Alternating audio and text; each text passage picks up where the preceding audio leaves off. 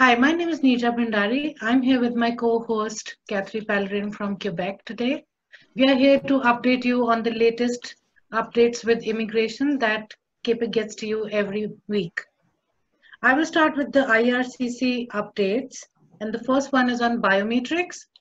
Biometrics are, there's a clarification about it that if you have already done the permanent residency process and you have biometric records with you, they will be good to be submitted with your with your temporary application, and you do not require the other ones.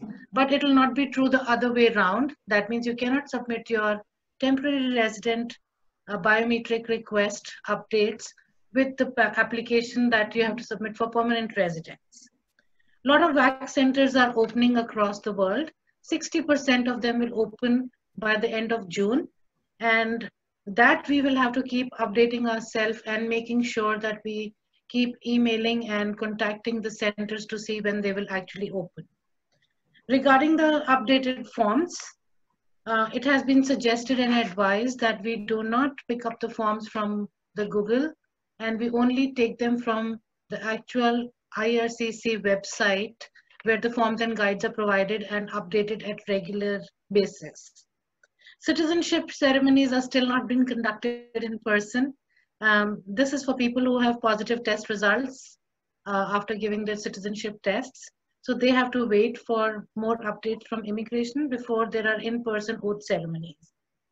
IRCC still maintains that 90 extra days regarding the reception of extra documents is in incomplete files.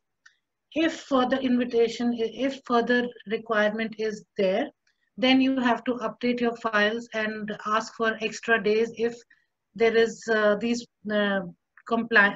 documents cannot be completed in 90 days. Focus is on processing electronic applications. Paper applications are still a huge issue. So there are applications which we have in process. You might submit a spousal application, Kathy, but you know that we are still not getting file numbers for applications which were even submitted 2 to 3 months back. We are still not getting file numbers on those. And that is why immigration is more and more advising that even the work permit applications and study permit applications that we submit, we try and submit everything online. Focus is also that 50% processing capacity of those electronic applications is at this time just 50%. So yeah, clients have to be patient, and along with that, we'll have to be patient when we are letting them know that everything is at lower level of um, expectancy. So there are a lot of people who are waiting that maybe everything will be done in the time frames, but the time frames are being elongated for now due to 50% capacity of the offices that are working. Some processing center staffs are returning to scan applications so that officers may process them remotely. PR cards will be a focus for paper processing as things reopen. For the moment, the priority is the printing of work permits and other temporary documents. That's what now for now what the process is, but applications that are in paper are less and less being of priority for now. 15,000 in-camera remote landings have taken place, and they have updated that 25 were given in error to foreign nationals.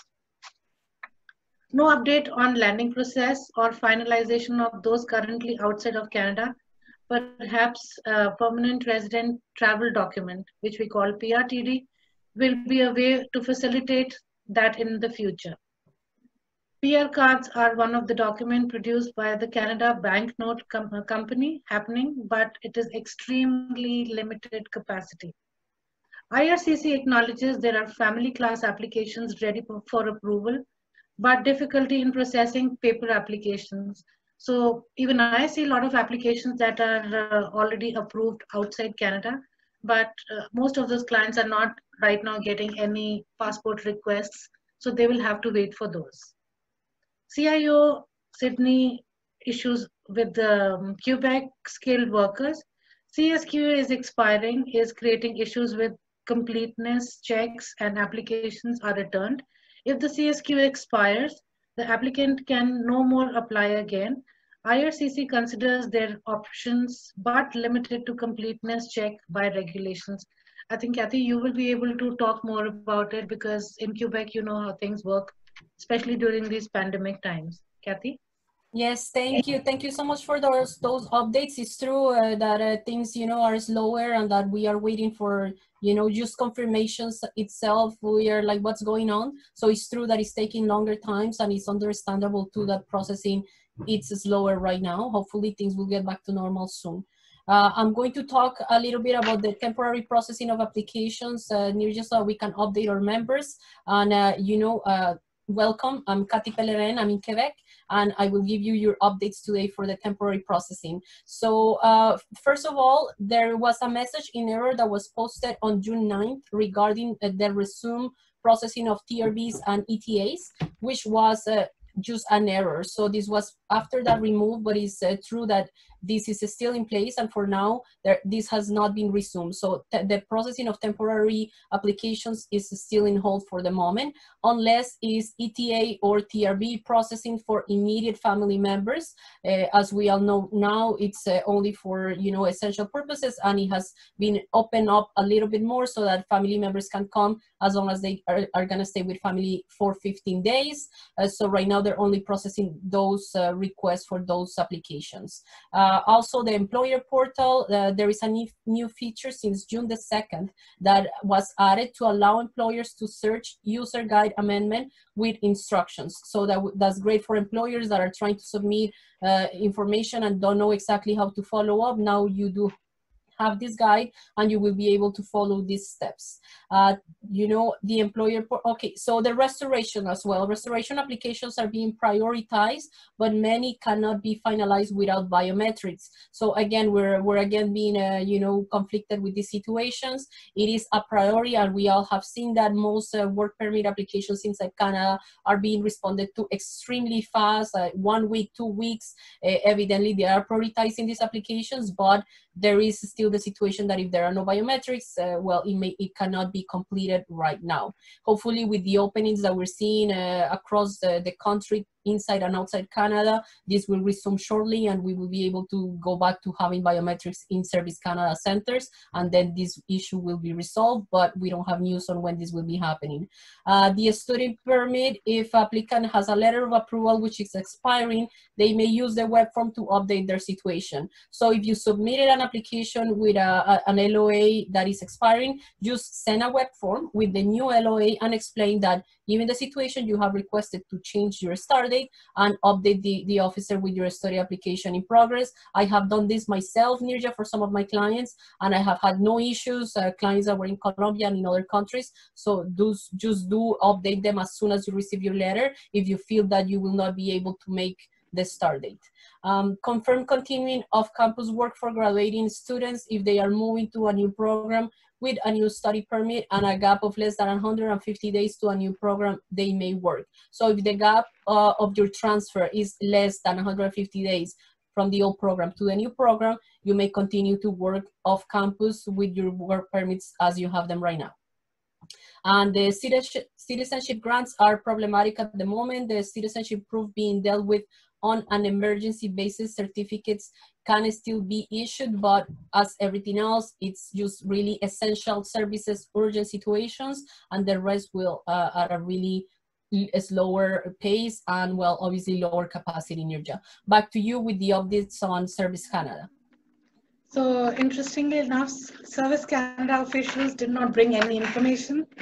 They still reiterate the information that there's an importance of properly applying the guides, and that we issued employers concerning confinement instructions, and they should conform to what is mentioned. And the latest update is that they have been given posting must be done by the employers in a proper way. ESDC reiterated that additional time is allotted for employers to comply with the guidelines. So that's great. And yeah, it's true that we are seeing a lot more inspections. So it is true that employers have to be careful, Nirja, especially with these tragic deaths of these Mexican agricultural workers. I'm very sure that this will be even a bigger cost for an implementation of a stronger measures and more inspections. So please be sure to inform your clients, employers or employees to really follow the rules to the letter and make sure that they go through. It's a really long list, Nirja, of requirements, but that they go through it, that they understand it, and that they follow it, because they can and probably will at this point be inspected. So do not take the risk. Absolutely, because right now people should understand when these restrictions are being laid, they're not just for laying down certain rules, it is for personal protection also, that we all should stay healthy and safe. Absolutely. That's exactly why they're there. Exactly. And I'm going to conclude our updates with CBSA. We also had a meeting with CBSA officials that explained the elements that were assessed when travelers arrived in Canada. These elements related specifically to the duration of their stay, how they will organize their confinement, do they have a return ticket, how they organize their return to their home country if the case may be.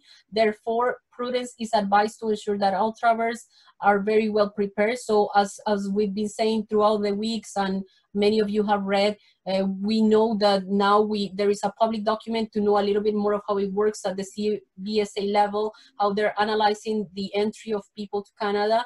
But it's true that you have to try to keep it to essential purposes, because otherwise you may find yourself being returned, or in some cases, for example, I've seen near the news as well that some tourists were in Banff and they were fined as well because they were not supposed to be there. So please make sure that you, again, follow all the restrictions, follow the rules, quarantine yourself if that's the case.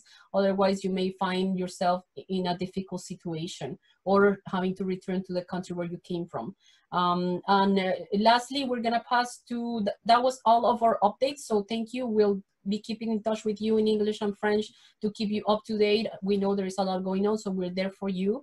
We're also touching base on the questions. Now we're receiving a question. We're gonna analyze it and give you the answer for you to understand a little bit more certain situations. So I'm going to go ahead and read the question that we received and that we're gonna analyze today. The person's status expired on February 15. The person applied for an extension of his visitor status on February 12 and today received a refusal date. The refusal date was June 5th, 2020. The person wants to reapply for a new visitor status, but was told by IRCC Help Call Center that it has been more than 90 days, and so he's unable to apply for the restoration. And so the question here is, can the person apply or not for restoration? And our colleague here is a little bit confused, obviously, about the response he received from IRCC Call Center, Nirja. So how do we go about this? So first of all, there are three kind of, this is a visitor visa application which was refused, but between you and me and all our colleagues, we deal with restoration of work permit, study permit, and visitor visa. So whereas visitor visa is concerned, I will first say whether is it worth trying for restoration. If you should only do it when you have very, very, very valid reasons, or if it was just to extend the stay. We all know 4 months, there's usually 4 months application processing time. So the client did get 4 months of that stay. So now if they want to extend their stay, I would say yes, it's possible, because the restoration period starts from the validity of your stay. So in February, when this client applied, they applied within the validity of their stay in Canada, because the status was expiring on 15th of Feb.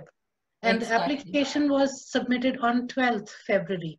So now the restoration period, as told by the IRCC Help Center, it is not from the time of February onwards.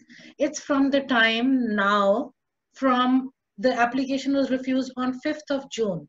So the restoration period starts from there onwards, until unless they had some other inadmissibility. That's the restoration period. So they should concentrate on that. This is a very good example of when the restoration period starts. Exactly. So it's important to clarify that the restoration period is when your status expired. And in this case, the status didn't expire on February 15. It expired on the day that the person received the last response for the last application that was submitted on February 12th, and the answer was given on June 5th of 2020. So in this case, as of June 5th, 2020, the person has 90 days to restore back, because up until June 5th, the person still had a valid status, visitor status, that he can or she restore to. So it's important to understand that part. So yes, if the question is can they restore, yes, indeed they are able to restore. What is important again is that analyze the case as always and make sure that you have, you know, enough points and criteria to meet the requirements and to be able to apply for this. Right now, evidently, maybe there are no flights for the person, maybe the flights that are available may be too expensive, so the person is unable, even though willing to leave the country. So it may be even beyond their wanting to stay. Maybe they cannot even leave. So all these things will have to be taken into consideration, as well as the previous application if possible, to analyze the viability of the new application. But it is true that they do have 90 days after June 5th to request a restoration to the visitor status they previously had. And in this case, given that they couldn't work or study, they anyway cannot do anything like that, so they will just continue to be tourists until they receive the new response. Another good point, Nirja, that you point on is that usually we used to have 4 or 3 months of waiting for responses. This is not the case right now. So we also have to be very careful about those things that we used to do before that used to work, but right now will not be working, because we will not have 4 months or 3. We will with luck have 2 or 3 weeks. So this is also something that needs to be taken into consideration, because they may not have enough information right now to ask for this visa, for this extension and restoration. So we will have to be careful how are we submitting these applications that before we used to use them as some time to do something else, but right now may not have give us enough time to do that, right? So even more than before, we need to make sure that all our applications are very strong and that we meet the criteria and above. And what rises from this is the implied status. And we understand that as a visitor, you still remain as a visitor. If you're in implied status before restoration, and the student remains a student, and the worker can keep working if they're in implied status. But the minute you become, you are in the restoration period, you have to stop studying and you have to stop doing the activities that your status allows you to do. So if you're in study visa or you're in work visas, you have to stop doing that activity during the restoration period, because you're not supposed to be doing that. It's no more an implied status anymore. So that is very essential to understand. What Exactly, I also, that's important. That's very important, Nirja, because the thing here is that you lost the status on that date, right? You are able to restore it, but because you lost it, like June 5th, you could have submitted a new application and then you could have gone on, because until that day you had that status until June 5th. But on June 6th, you already don't have any status. So at that point, if you were a student or a worker, you no longer can study or work, because you're no longer a study or a worker. So now you have to wait until they respond your restoration request, and then you will be able to do whatever they approve you to do, work or not. In the case of a tourist, which is this case in this question, they couldn't work or study anyway, so they should be fine. So related to this question only, as we're talking of restoration, you know how so many students go into restoration period and apply for the work permit, postgraduate work permit. But they don't understand that they have to pay the restoration fee to restore their study visa, the study permits, because their study status as student has expired, not as a worker. So they make the mistake themselves if they do. And we consultants have to understand also, the new consultants sometimes don't understand that the status has to be restored as a student, not as a worker. So during this restoration, it has to be, a lot of things has to be taken into care. A lot of things should be analyzed and critically taken into account, because otherwise that restoration period can be a downfall in that client's application. And absolutely, and in any application, it's just really important to make sure you pay the right fees, because your application can be refused for this, right? I have had cases where this has happened before. So you need to make sure you pay the fees that apply for the application you're requesting. In this case, it will be $200 for the restoration, plus the $100 for the visa, or $155 or $150, depending on what you're restoring to. But you have to pay all that, and if it's an open work permit, then you have to also add the $100. So just do make sure that you go through the fees for the application that you're submitting, and submit it with the complete fees, as well as any other documentation that may be required for that. Yeah, to round it all, what you had said, so the fee that should be paid is the application fee for whichever visa you're requesting, along with $200 of the restoration fee, right, Kathy?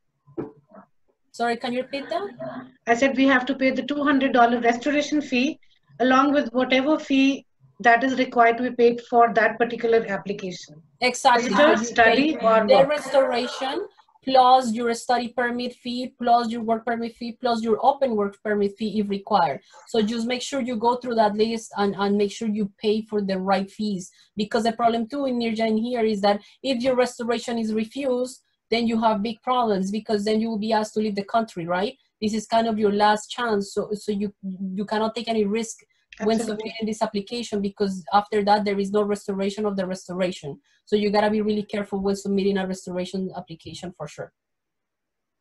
I'm enjoying you speaking in English, because I hear you speaking in French all the time. Yes, it's true. It's true.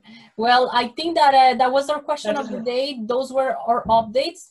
Keep on following us in My Consultant channel, and remember to find all your answers in the CAPIC, EME Centre, and everywhere else. We are there. Send your questions. We will keep having meetings and keep keeping you informed. We're trying to do this every 2 weeks now, or as often as needed. So just keep following us and keep sending us your questions. We're there for you. Have a great weekend and week, and we'll keep in touch. Thank you so much for your time, Nirja. It was great to see you and share another one of these with you. Same here, Kathy. It was nice being in connect with you. And everybody else out there, stay safe and happy and healthy. Bye.